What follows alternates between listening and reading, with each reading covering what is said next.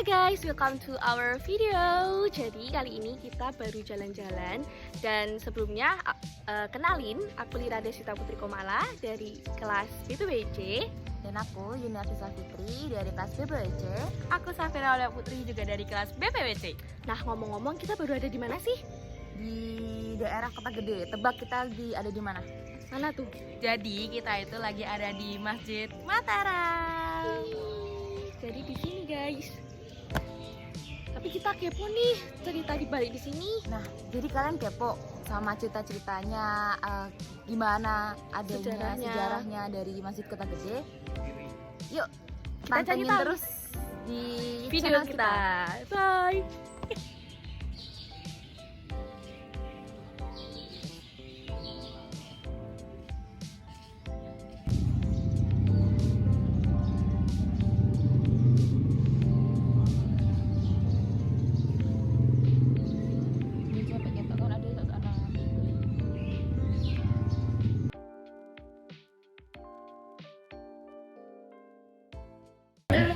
Halo Bapak. Ya, terima kasih.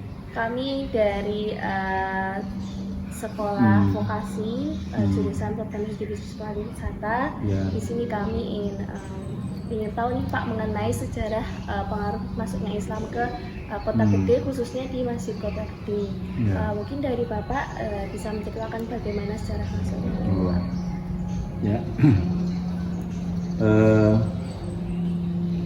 Wilayah ini sebelum dihuni oleh menjadi hunian itu masih berupa hutan, namanya hutan Mentau.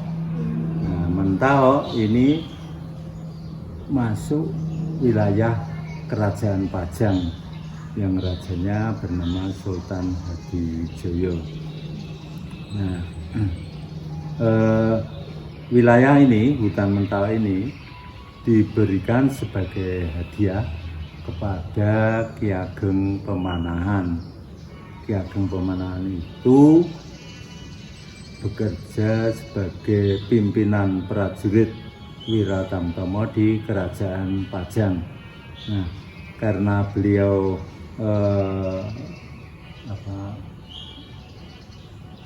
dapat memenangkan sayembara ketika Kanjeng Sultan Hadiwijaya membuka sayembara, yaitu beliau punya musuh yang namanya Haryo Penangsang dari Adipati Jipang. Nah, ini Ki Ageng Pemanahan beserta Ki Ageng Penjawi beserta Ki Juru Mertani mengikuti sayembara itu untuk mengalahkan Haryo Penangsang. Nah, Ki Ageng Pemanahan itu punya putra yang namanya Danang Sutawijoyo atau Ngabei Loring Pasar, yang beliau diambil anak angkat oleh Kanjeng Sultan Hadiwijaya yang kemudian disaudarakan dengan putra dari Kanjeng Sultan Hadiwijaya yang bernama Pangeran Benowo. Nah, singkat cerita, Ki Ageng Pemanahan dapat mengalahkan Haryo Penangsang dan mendapatkan hadiah hutan Mentau ini, sedangkan Ki Ageng Penjawi diberi hadiah tanah di Pati. Nah, terus kemudian beberapa waktu lama hadiah ini ditanyakan kepada Kanjeng Sultan Hadiwijaya. Beliau minta izin bahwa hutan yang diberikan sebagai hadiah itu mau dibuka dan akan mau dijadikan hunian. Nah, setelah diberikan izin oleh Kanjeng Sultan Hadiwijaya, Ki Ageng Pemanahan bersama Ki Juru Mertani dan putranya Danang Sutowijoyo beserta kerabat-kerabatnya, rombongan banyak orang datang ke hutan Mentawai ini, tapi dia berjalan melalui Prambanan. Di sana sudah banyak penduduk etnis Hindu dan etnis Buddha. Nah, ketika istirahat di wilayah Prambanan itu, kalau di sana sudah menjadi hunian yang ramai. Nah, kemudian ketika ngobrol-ngobrol dengan etnis Hindu dan Buddha ini, beliau orang-orang Hindu dan orang-orang Buddha ini kepingin membantu Ki Ageng Pemanahan untuk membuka hutan yang akan dijadikan hunian. Akhirnya rombongan jadi bertambah, yang Ki Ageng Pemanahan ini adalah seorang Muslim, salah satu dari murid Kanjeng Sunan Kalijogo. Nah, murid Kanjeng Sunan Kalijogo pada saat itu juga di samping Ki Ageng Pemanahan, Ki Ageng Penjawi, Ki Juru Mertani, terus Kanjeng Sultan Hadiwijoyo, itu semuanya adalah murid Kanjeng Sunan Kalijaga. Dan pada saat berguru itu putranya tadi Danang Sutowijoyo dan Pangeran Benowo putra Sultan Hadiwijoyo juga ikut berguru. Jadi mereka sudah menjadi Muslim, apalagi Sutowijoyo dan Pangeran Benowo itu seorang pemuda yang cerdas, sehingga dia lebih dalam menerima ajaran agama Islam itu lebih banyak daripada ayahandanya. Nah, kemudian setelah tadi perjalanan menempuh dari Kerajaan Pajang sampai di hutan ini, Ki Ageng Pemanahan masih tanda tanya juga, saya harus tinggal di mana ini, karena wilayah hutan itu karena luasnya hutan, jadi bingung juga mau tinggal di mana. Terus kemudian minta petunjuk kepada gurunya Kanjeng Sunan Kalijogo. Nah, diberi petunjuk, kamu bertempat tinggallah di dekat pohon beringin yang sudah saya tanam di sana. Nah, akhirnya para kerabatnya itu disebar di wilayah Mentawai ini, ketemulah pohon beringin itu yang di depan masjid itu. Ketemu pohon beringin itu disebut pohon beringin sepuh atau beringin tua. Nah, akhirnya kita harus tinggal di dekat ini, maka dicari. Nah, diberi penjelasan juga oleh Kanjeng Sunan Kalijogo bahwa kalau kamu tempat tinggal di situ itu ada mata air yang tidak pernah kering nanti di musim, walaupun musim kemarau. Nah, ternyata benar di dekat ini ada mata air di sebelah selatan ini yang kemudian hari menjadi Sendang Seliran. Terus kemudian ada di sebelah barat itu ada Sendang Kemuning, dan ada mata air yang lain yang sekarang sudah ditutup. Nah, itu di wilayah sebelah selatan Sendang Seliran. Nah, kemudian Ki Ageng Pemanahan mendirikan tempat tinggalnya di sebelah barat itu yang sekarang jadi makamnya. Karena beliau senang di tempat tinggal sini. Kemudian nanti Sendang Seliran itu untuk bisa untuk keperluan mandi, sedangkan yang Sumber Kemuning itu untuk keperluan dapur, misalnya masak-masak. Nah, begitulah. Kemudian diberikan perintah oleh Kanjeng Sunan Kalijaga bahwa Islam perlu dikembangkan di pedalaman Pulau Jawa, karena pada saat itu Islam hanya berkembang di pantai utara, dari Gresik ke barat, terus sampai Tuban, Pati, Kudus, Demak, terus ke barat sampai Cirebon dan Banten. Itu Islam hanya berkembang di pantai-pantai utara. Nah, alangkah baiknya kalau Islam kamu kembangkan di wilayah pedalaman ini. Boleh lah. Kemudian Ki Ageng Pemanahan mendirikan surau atau langgar, kalau yang lebih gampangnya musola yang kecil di sebelah ini yang calon menjadi masjid. Nah, kemudian setelah kira-kira pada tahun 1576 ini Ki Ageng Pemanahan meninggal dunia. Pimpinan Padukuhan Mataram ini tadi belum saya sampaikan ya, bahwa hutan mental ini yang sudah menjadi hunian ramai itu kemudian dinamakan Padukuhan Mataram. Nah, kemudian Mataram ini kepemimpinannya diserahkan kepada putranya Kanjeng Panembahan Senopati Sutowijoyo. Nah, inilah karena tadi ini juga termasuk murid Kanjeng Sunan Kalijogo, maka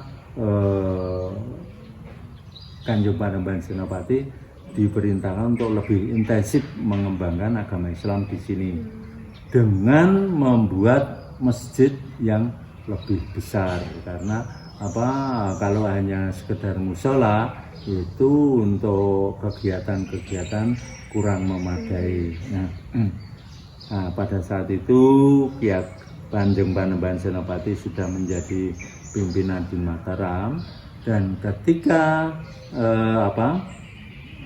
Kanjeng Sultan Hadiwijaya di Kasultanan Pajajaran meninggal dunia, wafat. Nah, ini Kasultanan digantikan oleh siapa? Harusnya turun kepada putranya Pangeran Benowo. Tapi Pangeran Benowo ini tidak mau pegang pemerintahan. Beliau kepingin melanjutkan dakwah gurunya Kanjeng Sunan Kalijogo untuk mengembangkan Islam, dakwah kemana-mana. Nah, maka pemerintahan diserahkan kepada kakak angkatnya tadi karena sudah diambil anak angkat oleh Kanjeng Panembahan Senopati.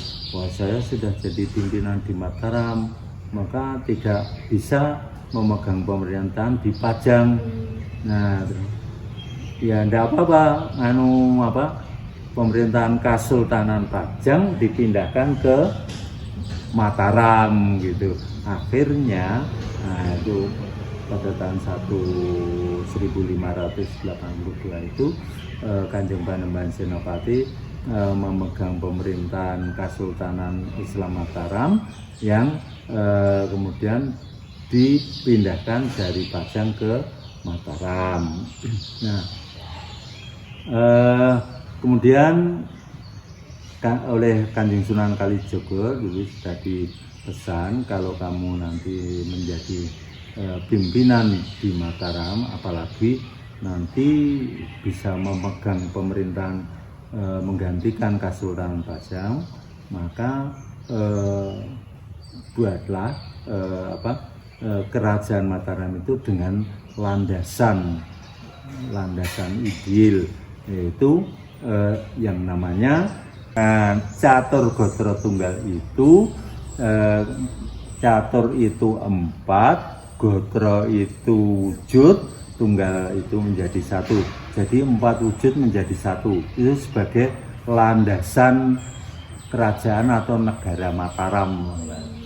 Nah, apa itu yang 4 itu? 1 kerajaan sebagai pusat pemerintahan, kemudian masjid sebagai pusat peribadatan, hamba kepada Sang Pencipta, terus kemudian alun-alun itu sebagai tempat lapangan yang luas, nanti bisa dipakai untuk pertemuan dengan para prajurit, nayoka dan lain sebagainya apabila ada keperluan menyampaikan ide-ide di situ. Nanti raja juga punya kebijakan-kebijakan disampaikan di alun-alun itu, dan alun-alun itu karena tempat yang luas juga bisa digunakan sebagai tempat latihan-latihan keprajuritan atau latihan perang. Nah, ini fungsinya macam-macam. Nah, terus kemudian pasar yang keempat, pasar itu sebagai pusat keadilan dan kemakmuran. Nah, yang disebut pasar sekarang jadi pasar Kota Gede. Itu dulu juga sebagai pasar yang disebut pasar tua juga, yaitu pasar Kutro Gede, bukan Kota Gede tapi Kutro Gede. Ya, karena dulu orang Jawa itu menyebut kota itu kutho. Nah, kemudian muncul bahasa Indonesia jadi kota gitu. Sebetulnya benar kutho gitu. Nah, pasar Kutro Gede. Nah, ini. Nah, maka yang ini dulunya musola atau langgar atau suro, itu kemudian akan dibangun oleh Kanjeng Panembahan Senopati. Nah, kemudian beliau mengumpulkan para anak buahnya atau para punggawanya yang kemudian ini perlu dibuat masjid yang besar, yang bahan-bahannya harus yang bagus. Nah, kayu-kayu yang bagus itu diambil dari Blora sana. Wah, padahal Blora itu jauh banget itu, dari sini ya sekitar 200 kiloan atau 100. Padahal dulu belum ada alat angkut. Gimana ini membawa kayu-kayu yang di dalam sebagai tiang, termasuk ini juga. Nah, ini gimana? Padahal pakai kuda, kereta kuda tidak boleh, kuda itu untuk perang. Kemudian pakai sapi juga, lembu tidak boleh, karena orang-orang di zaman dulu menghormati lembu. Nah, kemudian akhirnya pakai kebu yang beres. Padahal kebu itu kalau jalan pelan-pelan, nanti kalau udah sampai di ada parit ya akhirnya minta berhenti, terus kungkum dulu, kungkum. Waduh, lama banget. Akhirnya pada tahun 1587 ini sudah dibangun ruang utama. Jadi pembangunan masjid ini bertahap. Pertama bangun ruang utama yang di dalam itu oleh Kanjeng Panembahan Senopati. Kemudian dilanjut oleh putranya Kanjeng Sultan Agung Hanyokroowati. Nah, ini serambinya. Nah, kalau yang bangunan yang ini emperan namanya. Emperan itu dibangun belum lama, pada tahun 1926 yang tertulis di situ. Jadi kalau yang tertulis di situ itu dibaca ada tahun 1926, itu bukan pembangunan masjid, tapi cuma pembangunan gerbangnya itu.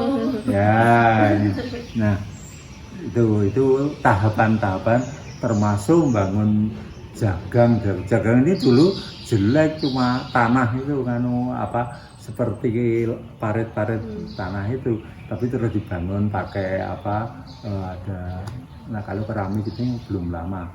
Kemudian yang dulu dindingnya itu hanya batu putih seperti bahan gapura itu, ditumpuk-tumpuk aja. Nah, terus kemudian dibangun, diplester dan jadi bagus. Jadi menjadi sebagus ini ada tahapan-tahapannya. Nah, itu pembangunan Masjid Gede Mataram. Nah, konsep dari bangunan masjid ini dari Kanjeng Sunan Kalijaga. Jadi setiap profil-profil yang ada di sini, semuanya profil itu ada gapura, ada pohon-pohonan, ada beteng, ada ornamen-ornamen, ada kemuncak, ada jagang atau kolam, terus kemudian ada tiang-tiang, ada nanti sampai bangunan di Mustoko. Nah, itu semuanya konsepnya dari Kanjeng Sunan Kalijaga yang itu ada filosofi dan makna. Jadi oleh Dikbud ini tidak boleh diubah-ubah karena mengandung filosofi. Kalau itu diubah, nanti filosofinya jadi hilang, tidak bermakna lagi. Karena ini semuanya ada maknanya. Nah, makna itu dipakai sebagai metode mengajarkan agama Islam tempo dulu. Karena masyarakat tempo dulu atau umat dari Kanjeng Panembahan Senopati itu kalau diberi ajaran dengan Al-Quran dan hadis itu susah nerimanya, tapi dengan simbol-simbol ini lebih gampang. Maka Kanjeng Sunan Kalijaga itu memang seorang wali yang lebih suka mengajarkan agama Islam itu dengan daya tarik, misalnya wayang, ketoprak, cerita-cerita sandiwara dengan simbol-simbol. Nah, ini oleh Kanjeng Sunan Kalijaga diajarkan seperti itu lebih mudah diterima agama Islam daripada mendirikan pesantren terus kemudian orang-orang dipanggil untuk diajarkan baca Al-Quran. Nah, itu susah, itu lama banget ya. Dengan simbol-simbol ini lebih gampang menerima ajaran agama Islam. Baru kalau sudah tahu tentang agama Islam baru diajarkan baca. Nah, itu sedikit banyak tentang sejarah pembangunan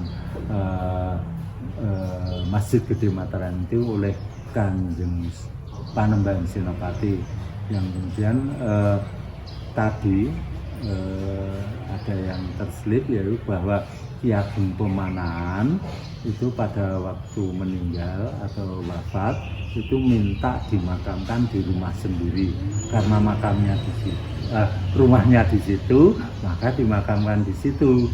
Nah, sini halaman yang kemudian dibangun masjid oleh putra Kanjeng Panembahan Senopati. Kemudian Sutawijaya Panembahan Senopati ini membangun rumahnya di dalam itu sebelah selatan sana itu, yang ada pohon beringin kan. Sekarang kalau misalnya adik-adik ke jalan ke selatan itu nanti mentok makam Hestorenggo. Nah, disitulah kira-kira Kerajaan Mataram itu dulu berada di situ. Di situ ada situs Watu Gilang. Watu Gilang itu tempat duduk Kanjeng Panembahan Senopati apabila dihadapi oleh para punggawa-punggawanya. Itu semacam batu persegi 1 meter persegi ya, batu hitam keras gitu.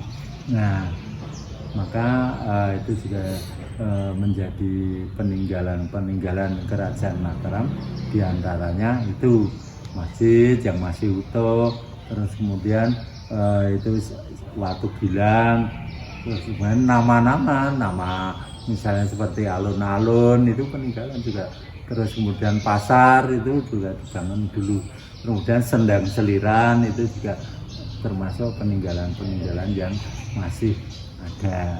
Nah, yang sampai sekarang masih bisa dimanfaatkan. Nah, kira-kira itu.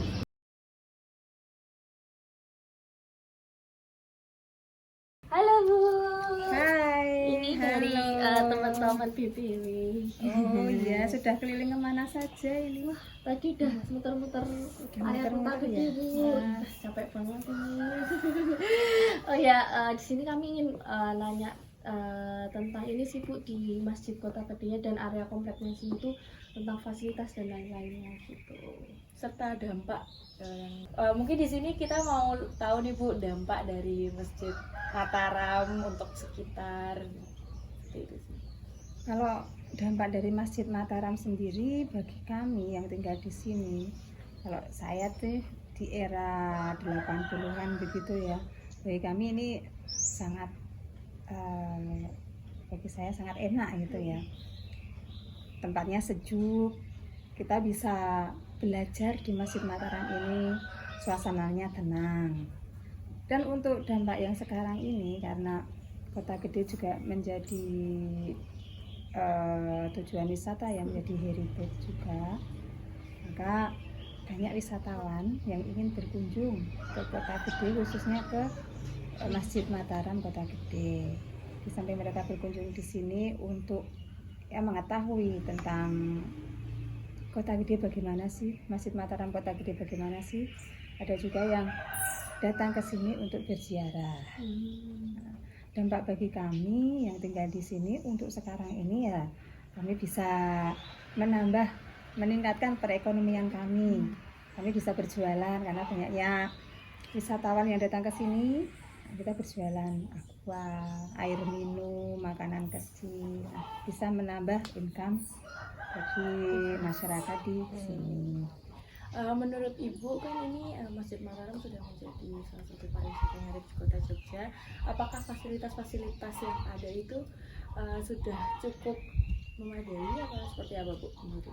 Kalau menurut saya untuk fasilitas, ya sekarang sih kita di Masjid Mataram ini sudah ada toilet, sudah ada tempat parkir, tetapi ini hanya untuk parkir itu kita nggak bisa untuk parkir yang bis-bis yang besar gitu. Jadi kalau untuk bis yang besar itu biasanya diarahkan untuk parkirnya itu di selatan, di dekat ring road itu, di dekat terminal. Terus nanti ke sini wisatawan itu bisa naik kereta kelinci atau bisa jalan kaki atau bisa nanti berhubungan dengan kampung wisata di sini atau pengurus yang di Kota Gede ya. Itu bisa naik becak atau bisa naik sepeda untuk berkeliling mengunjungi di Masjid Mataram Kota Gede khususnya dan Kota Gede di sekitar masjid. Kemudian untuk kalau sepeda motor ya, sepeda motor itu ada parkirannya, ada mobil kecil masih bisa, tetapi ya akses masuknya itu kan ada lewat pasar ya, pasar itu pasti ramai. Jadi untuk parkir skala kecil bisa, tapi untuk parkir skala besar itu belum bisa, belum ada sarana untuk bisa langsung masuk ke sini, harus di luar area makam masjid atau makam. Oh ya, tadi kan Ibu juga menyinggung masalah aksesibilitas buat ini ya Bu, menuju ke Masjid Kota Gede gitu kan. Nah, untuk akses menuju ke Masjid Kota Gede itu apa ada satu jalur saja melewati pasar itu atau ada jalur yang lain gitu? Kalau mau masuk ke area Masjid Besar Kota Gede, ini tuh sebenarnya dari arah manapun bisa. Tergantung kita mau naik apa. Kita jalan kaki, kita bisa melalui jalan-jalan tikus. Tapi kalau kita naik mobil, nah kita harus paling nggak melewati pintu masuknya itu sebelah timur masjid. Tempat parkir untuk mobilnya di sebelah timur masjid. Jadi nanti lewat pasar Kota Gede bisa, kemudian lewat dalam itu bisa, akses melalui terminal itu bisa, nanti ada jalan dari arah selatan masuk ke kompleks masjid besar. Kalau yang dari arah kota itu kan bisa melalui nanti pasar Kota Gede ke selatan. Terus kan tadi kan kita juga lewat ini kan lewat yang pasar itu Bu, itu kan rame nih. Iya. Nah kebetulan kita naik motor, jadi kan kita masih bisa ini kan buat Zigzag ya. iya buat inilah masuk gitu. Nah kan biasanya kan kalau pasar tuh kan ramai banget nih. Nah terus jadi kalau misalkan ada yang bawa kendaraan yang gede kayak misalkan mobil ataupun naik minibus gitu, berarti nggak bisa masuk langsung, atau kayak misalkan kalau misalkan ada yang mau masuk kayak udah bawa rombongan gitu tuh ada yang ini ya nggak ada yang ngebantu buat masuk atau gimana? Kalau pasar Kota Gede itu kan namanya pagi, apalagi kalau pas Legen. Jadi kan kalau di Jogja itu kan namanya pasaran kan ada hari Jawa ya. Itu pasaran Legi, Paing, Pon, Wage, Kliwon. Nah kebetulan kalau yang pasar Kota Gede itu tiap pasaran Legi itu pasti ramai. Jadi akses masuknya itu ya nanti kita sekarang ada Google Map ya. Jadi kita bisa googling. Kalau hanya mobil itu mobil hanya 1 atau 2 itu masih bisa masuk ya lewat jalan alternatif yang lainnya, nggak lewat pasar Kota Gede. Tetapi kalau sedang habis dan sebagainya memang harus kalau hanya 1 mungkin nanti bisa umpamanya mau makan siangnya di sebelah di Tegal Gendu itu kan ada rumah makan. Nah bisa di sana tempatnya luas seperti Omah Dhuwur atau di Ansor itu kan ada restoran. Bisa titip bisnya mungkin di sana, kesininya nanti pakai jalan kaki atau pakai moda transport yang lainnya yang bisa masuk cepat ke sini. Kita nanti makan siangnya ke sana itu biasanya bisa kan nembusin dulu. Kalau yang banyak ya itu di Mosaren itu. Di Mosaren itu bis berapa bisa dekat terminal. Tapi ya nanti ke sini ya sama. Paling ya pakai akses pakai moda yang lainnya, bisa jalan kaki, bisa pakai becak, bisa pakai sepeda gitu. Kereta kelinci tadi. Nah, bisa muat banyak kan kereta kelinci itu. Tuh. Terus kalau di Masjid Kota Gede ini tuh apakah sudah ada kayak susunan organisasi kepengurusan gitu Bu? Kan tadi kayak saya lihat tuh udah ketata gitu kan. Kalau masjid itu pasti sudah ada, karena ini kan sudah masjid ya. Dan sekarang sudah sejak zaman dulu pun sudah ada, karena kan di utara masjid ini kan ada namanya Kampung Kudusan. Nah orang Kudusan itu orang-orang Kudus ya, itu yang ini memelihara, yang mengatur tentang segala macam yang di masjid besar Kota Gede ini. Kalau sekarang ya ada takmir masjidnya, sudah tersusun. Untuk lembaga spesifiknya itu ada yang ikut bantu mengembangkan ini kan sekarang masjid kan juga jadi salah satu atraksi wisata utama di Kota Gede kan Bu. Nah, itu ada lembaganya dinas atau kalau dinas itu nggak hanya masjid saja ya, jadi seluruh kawasan di Kota Gede itu dinas kebudayaan itu membawai sini. Ini kan termasuk wilayah Bantul ya.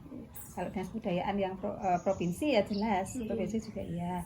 Kemudian dari keraton sendiri, dari keraton Jogja maupun Kasunanan Solo. Kemudian ada juga ya dulu itu namanya Yayasan Kantil, dia itu pemerhati tentang situs-situs budaya di Kota Gede.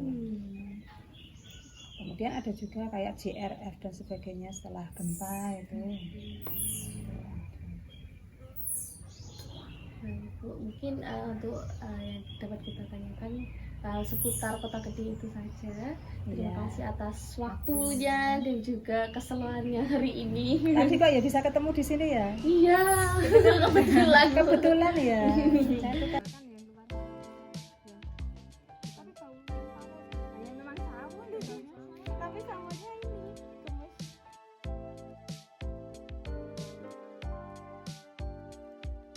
Jadi itu tadi penjelasan mengenai sejarah masuknya Islam ke Kota Gede, khususnya di Masjid Gede Mataram, dan juga dampak bagi masyarakat sekitar karena Masjid Mataram sendiri. Dan mungkin itu saja yang dapat kami berikan untuk teman-teman. Wassalamualaikum warahmatullahi wabarakatuh. Terima kasih. Bye.